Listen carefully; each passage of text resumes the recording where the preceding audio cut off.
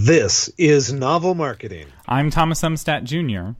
And I'm James L. Rubart. And this is the show for novelists who want to become best-selling authors. And in this episode, we are going to talk about branding. Now, we've talked about branding before, actually in 3 specific episodes. And we thought we had the subject covered. Certainly, we can go into more depth in the 3 levels of branding that we talked about. But Thomas and I were chatting the other day, and he says, Jim, you know what? I think there is a 4th level to branding that most authors and most companies don't ever reach, but we should talk about it. So today we're going to talk about exactly that. But before we talk about step 4, the ultimate step, you could say, in branding, and I really do think this is the ultimate step. I don't think there is a higher step, and you'll realize why I'm saying that when we get there.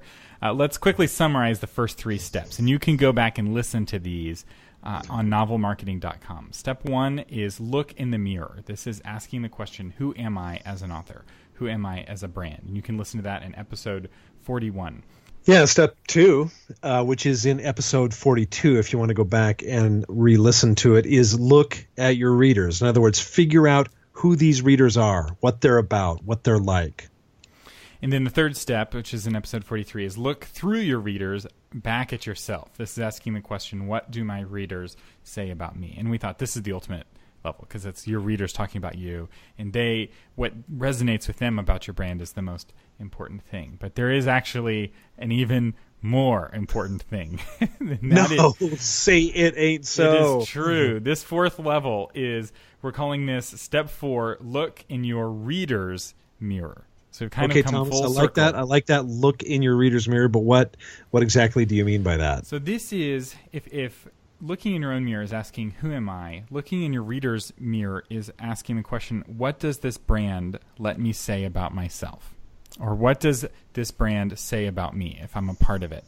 And the easiest way to think about this is in clothing. Someone wears a certain brand of clothing, those clothes say something about them. Someone who's wearing Nike shoes is different from somebody who's wearing Reebok shoes. Those are 2 different groups of folks. But when someone walks into the store to buy sneakers, they're not trying to decide between Reebok and Nike typically, especially for basketball shoes, right? Those are very different factions. Very different kind of person is going to be putting on Reeboks. But it's not just with clothing brands that have this, of people wanting to express themselves through the brand. But it's even more than that. Well, because people ultimately want to have an identity. We are all searching for identity, where we belong, where we fit in, what tribe members do I want to surround myself with. And by doing this, by creating a brand such that they go, I want to identify myself with this brand, that is the ultimate. I belong because I wear a Nike t-shirt. I belong because I wear Reeboks and I'm going against the grain a little bit. That's ultimately where we want to get to. And that's the second question that's a part of this. The first is, what does this brand let my readers say about themselves? And then the second question is, what does this brand give my readers access to? What tribe does it give them access to? So not all author brands have the potential to get here. If you're writing a romance, you're unlikely to create a brand about your romance book. Although there may be some ways, and we'll tell you how to get to this level and what people have done to get there. And maybe you can be the first. But we were going through and we were like, we can't think of any examples of a romance author who got to level 4, where they had a tribe that emerged in this sense, where it was a self-identifying, granting tribe. And so to give you a couple of examples real quick, and then we'll give you some tests that you can use.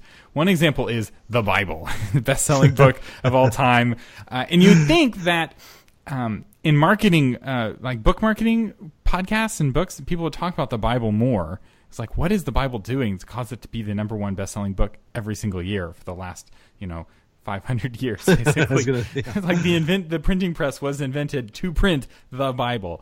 And it does these things very well. It creates that sense of identity and that sense of community, where there's a certain kind of person who's going to read the Bible every day or have good feelings about the Bible and buy it regularly, and another person who's not going to read the Bible under any circumstances. There's nothing you can do to convince that person to read the Bible because they have made up the decision that they're not that kind of person. I am not a person who buys an iPhone. I'm the kind of person who buys an Android, or vice versa. And these people who do read the Bible, since we're using this example, these are people that, for the most part, are very passionate about it. They have very clearly defined themselves into this tribe. Same thing with Nike. There are people, I am a Nike person. I will never wear Adidas or Reebok. I'm Nike all the way. So we see this again and again and again. But Thomas is right. Why we don't use the Bible as an example of creating a tribe more often is surprising. So, but you're going to be like, okay, well, the Bible, that's not fair because the Bible's a religious book. Any religious book will be like that. I was like, okay, fair enough. But it doesn't just apply to religious books. So Twilight. People either love or hate Twilight. Fans of the Twilight books gather together with each other to talk about Twilight. And dress up like their characters, right? And dress up like their characters. There are people who drive to the various places. They go on Twilight tours in Washington. They want to visit all of these gloomy places that are the parts of the country that have the least amount of sun of the entire country. I grew up in Western Washington. Believe me, it's not that glamorous. But it is, though. If you're in that tribe, if you're in it, yes, absolutely. If there could be a sparkly vampire behind the tree, if you're not in the tribe, those areas near the coast are not going to be full of sunshine for you. And this is giving you hints of where we're going in terms of how to get here. And here's the hint: if your tribe is for everyone, no one will feel at home. What identifies a tribe is as much by who the outsiders are as by who the insiders are. And most authors are trying to be too inclusive to get to this fourth level of branding. And you don't have to be successful to be at this fourth level of branding. There are many books who've sold millions of copies that have not gotten here. But some other examples, Lord of the Rings. Do Lord of the Rings fans gather together? Yes. Do they identify themselves based off their fanness of Lord of the Rings? Yes. In fact, going back in the 70s, it wasn't uncommon to see spray paint graffiti in New York City subways that said "Frodo lives." Frodo lives, right? Which I wasn't alive for that, but I studied about it in history class. The Frodo lives meme. Back before there were memes, there was spray paint, and people sprayed it on walls. Which I'm not advocating that your fans graffiti and vandalize, but it's an indication of that passion. And other examples are Hunger Games has done a really good job. Insiders, outsiders, people who passionately like it, passionately dislike it. Less of an identity. And then Brandon Sanderson has also done a great job with this. And he's probably done the best job of doing it with him as an author. So all of his books, or a lot of his books, are in this Cosmere. And that Cosmere has a brand that has passionate fans who gather and discuss and will dress up at conferences, wear T-shirts, etc. And then for you nonfiction folks, we have a book for you too. Getting Things Done. Now, Getting Things Done is not epic like a lot of these books we've been talking about, but still the core message of that resonates so deeply with people that they want to gather with other people that say, I get this book. This book has changed my life. I resonate with you because you understand what I'm talking about when I reference the book. Getting Things Done is a book that has evangelists, like people who preach the gospel of getting things done to everyone around them. Because every time they interact with someone who's inefficient or is wasting time, they're like, oh my gosh, you got to read this book. And you can go on meetup.com right now and do a search for Getting Things Done, and you will find groups meeting in your area to discuss this book. It's had that much of an impact. And if you're having trouble getting stuff done, maybe you should read the book Getting Things Done. It will help. I've read it once or twice. I consider myself to be a GTD person. At least I try to practice getting things done whenever possible. And I enjoy hanging out with those kinds of people. So I'm not an insider, a core insider, but I'm also not an outsider. So okay, Thomas. So talk about? Let's give some examples of tests that show whether you've reached this level or not. The first test is the shirt test. Would someone? So step one is: would someone wear a shirt with your logo on it, your brand on it, your book cover on it, or imagery from your book? But the ultimate test is: would someone pay to wear a shirt with your logo on it? So you've probably seen people walking around with the Hunger Games little Mockingjay logo and wearing the pin from the movie, but it's also from the book. And for other brands, the shirt test is more helpful because you don't see a lot of authors with imagery that can be put on shirts, but you also don't see a lot of authors creating imagery that can be put on shirts. So is this a problem of authors just haven't done it, and that's why we don't see it, or that it doesn't work? I suspect it's because authors haven't done it, because these techniques work in all these other industries. Why wouldn't they work with authors? It's interesting. Some of you are probably familiar with an author by the name of Ted Decker, and Ted had a series called the Circle series, which was a trilogy, red, white, black. And he created pendants. He created these wooden pendants for a time. You could buy them on Etsy. You could buy them from Ted. And so it actually, that's an example, Thomas, of Ted did go to the effort of creating these symbols or jewelry, and people did buy them. Yeah, another test is the bumper sticker test. Would someone put your logo on their bumper sticker, on their bumper? So Apple is a great example of this. People, especially back before Apple became mainstream. So now that Apple is bigger, you actually see fewer cars with the Apple logo on the back, right? Which is fascinating. It used to be that getting that Apple logo was very difficult. You had to pay $2,000 for a computer. That then, as a part of the computer, you got a sticker to put on the back of your car. It was kind of an invitation to join the tribe. Not everyone who bought the computer put the sticker on their car, but everyone who put the sticker on their car had bought the computer. Now that with iPods and iPhones and iPads and all the other iDevices, you can join the tribe for $200 or $100 are free with a contract. And that lower barrier of entry has actually reduced the value of the tribe. People are less willing to identify with the tribe because it's too easy to get in. It doesn't feel it's not exclusive. How many times have you gone to a restaurant and thought, "Wow, this is a really cool restaurant. I found this hole in the wall place," and then you find out, "Oh, it's actually a chain, or it's got 4 or 5 restaurants. It's just not as special anymore." Right. And so trying to create scarcity or putting barriers between your readers and your brand actually can help. So I know of high-end fashion brands where you can hardly buy the handbag. They hardly have them in stock. And it's a real challenge to buy it, and that's the one that everybody wants. You can't start there, but it's a great place to try to get if you want to be an aspirational brand. And then the final version. Thomas, so what is the ultimate? The ultimate is the ultimate test. Yeah, the ultimate test is the tattoo test. Is someone willing to tattoo your brand on their body? So this is Harley Davidson. This is brands like Disney. Disney gets tattooed all over people, Disney characters. Even Apple gets here. That's kind of the extreme example. But think about, so let's talk a little bit about how you can do this, how you can make this happen. And let's look at Harley Davidson.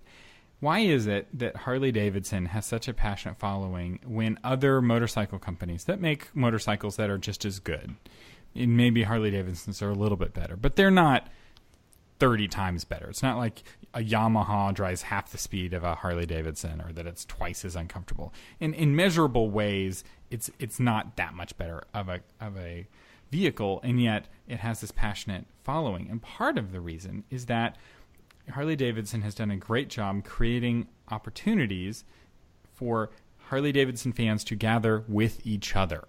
And this is another reason why a lot of the examples we shared were from fantasy and science fiction. Why do those have the better kind of fourth-tiered brands? It's because there's lots of gatherings of science fiction fans. Science fiction fans love to gather with each other and talk about science fiction. When was the last time there was a romance writers or book conference? Typically, everyone there is a writer, not a reader. But these science fiction fans are packed with fans. Comic book conventions, gaming conventions, they all also attract fans of these books. And so create opportunities for your fans to interact with each other, ideally in real life. So like Getting Things Done uses meetup.com, which is a free service, and regular people are creating meetup.com events. You can also do this online, though, creating opportunities for your fans to chat with each other, which is where a Facebook group might be a good way to do it. Facebook pages don't work well, but groups can. And just to be totally candid here, this is something that Thomas and I have stumbled on, realized there's a lot of truth in this, and we're still figuring it out as well. So our intention is to have a follow-up episode, maybe a couple months, maybe 6 months down the road, where we can give you specific examples that we have tried or investigated and seen that work, so that you can try it as well. But in the meantime, we'd love to hear your ideas on what you've attempted, what has worked, what hasn't worked. So you can always shoot us an email and describe what you've done so far.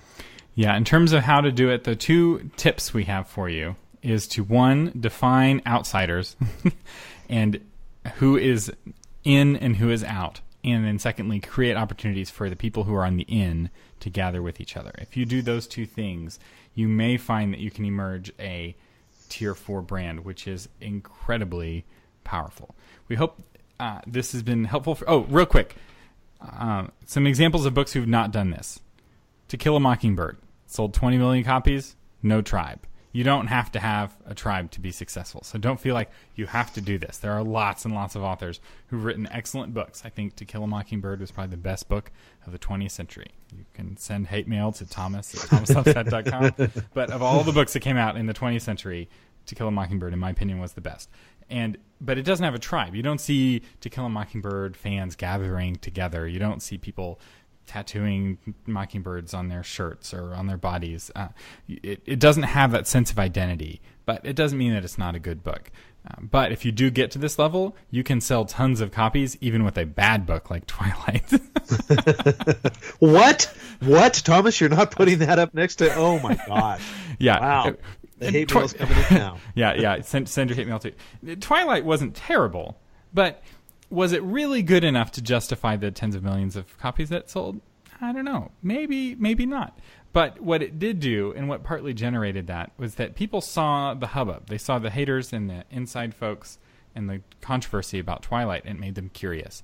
And they either wanted to be on the inside or they didn't. And some people wanted to be on the inside, and they chose to read those books, and it was very effective marketing for Twilight. So go and do likewise. And then tell us about it. We'd love to hear. Yeah. If you'd like to hear your name and book mentioned on Novel Marketing, all you have to do is leave us a review on iTunes. We would really appreciate it. And if you put your name and book title in the review, we will give you a shout out here on the show, even if it's not a positive review. Wow. How can you turn down an offer like that? And this episode of MyBookTable, or this episode of the Novel Marketing Podcast, is brought to you by MyBookTable. And some exciting news. We'll be talking about this more later, but we are about to launch a Kickstarter for MyBookTable 3. It's a brand new version of MyBookTable. It's the best version yet. It's got a whole new interface. It's got a whole new landing page mode, beautiful page mode, audiobook mode. It's amazing. You should check it out at MyBookTable.com. You've been listening to James L. Rubart and Thomas Umstead Jr. on the Novel Marketing Podcast, giving you novel ideas on how to promote yourself and your writing, offline, online, and everywhere in between.